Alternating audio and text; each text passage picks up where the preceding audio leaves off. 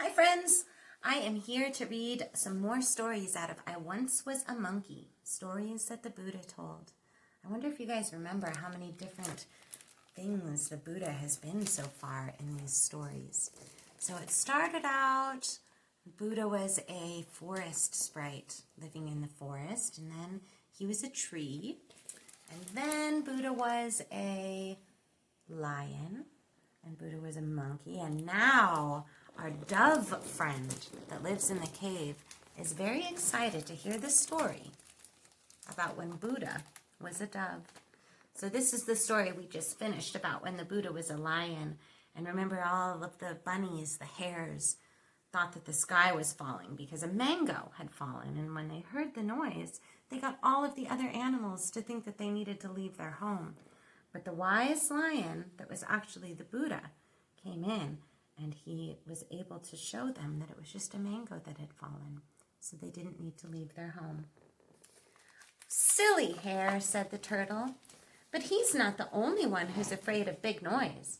I was terrified of the thunder earlier, before I found this cave. And now I understand we shouldn't believe everything we hear," said the jackal. "I hope I would be as prudent as the lion in the story." "He was also brave," roared the lion proudly. He seemed to have forgotten his hunger for the moment. "Wise Buddha, have you ever been a dove in your past lives?" asked the white dove. "In fact, I was one," answered the Buddha. The Wise Dove. I once was a gray dove living in a wood near a palace. One day I was pecking for loose seeds with my cousins when suddenly a net fell on us.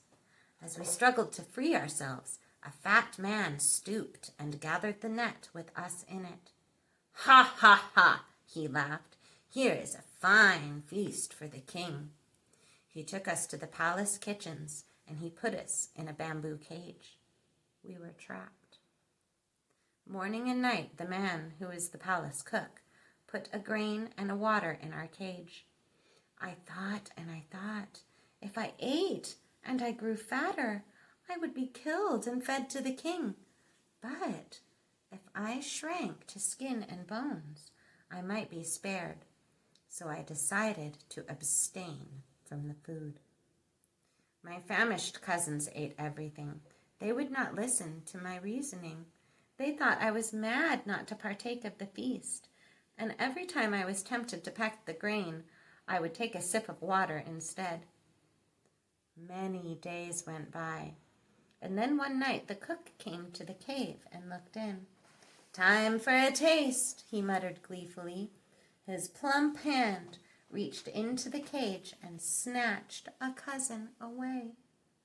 My other cousins were now terrified. Early the next day, the cook appeared again. And one by one, he took all of my cousins away. And then he came to me.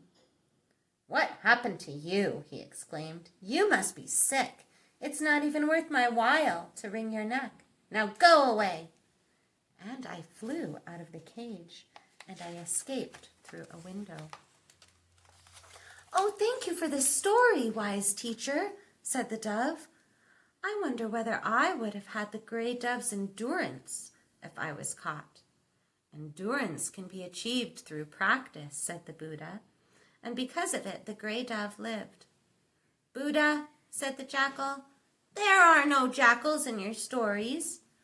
"I have been a jackal at one time or another," said the Buddha, "but you know, my friend, our actions are much more important than we are, because our actions determine what we will be in our next life.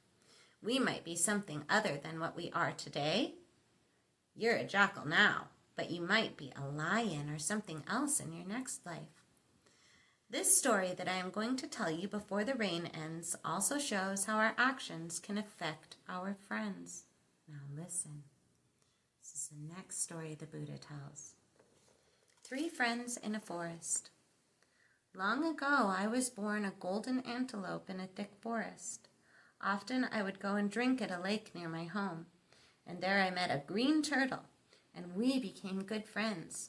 And not long after, a woodpecker made his nest in a tree on the bank of the lake, and he too became our friend. So whenever I went down to the lake, the three of us would talk, enjoying one another's company. And one autumn day, there was a beautiful sunset, and I thought how enjoyable it would be to share the moment with my two friends. I was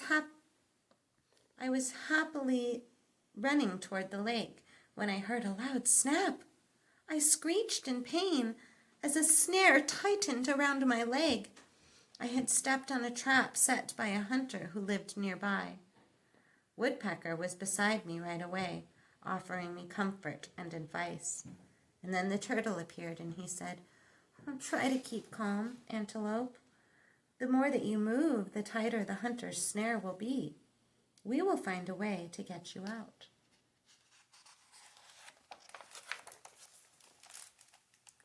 It was decided that Turtle would gnaw through the thick leather strap of the snare, while Woodpecker would do his best to keep the hunter away, for surely he must have heard my cry for help.